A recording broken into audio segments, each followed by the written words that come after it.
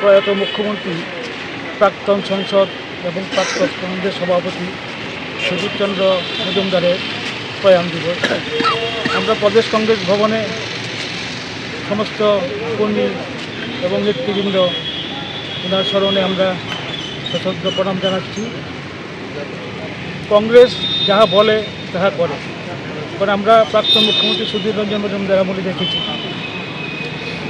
বয়সোত্তীর্ণ যারা বেকার তাদের চাকরি দেওয়া, সরকারি কর্মচারীদের দিয়ে দেওয়া এবং সর্বকালের যে প্রকৃত মুখ্যমন্ত্রী ওনার আমলে যেই চাকরি হয়েছে এটা সর্বকালের সেরা। এই রেকর্ড এখন কেউ ভাঙতে পারে।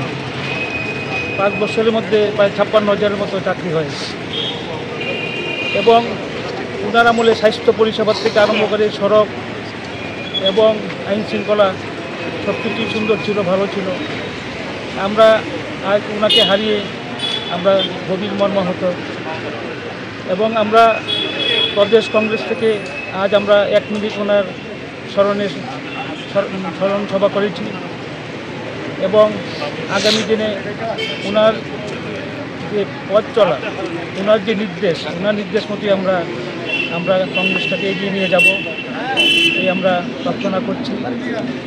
এবং আমরা এখান থেকে এখন ওনার বাড়িতে যাব, গিয়ে ওনার মর্মমূর্তিতে আমরা প্রতিকৃতিতে আমরা মাল্যদান করব, গিয়ে আমাদের আজকে অনুষ্ঠান।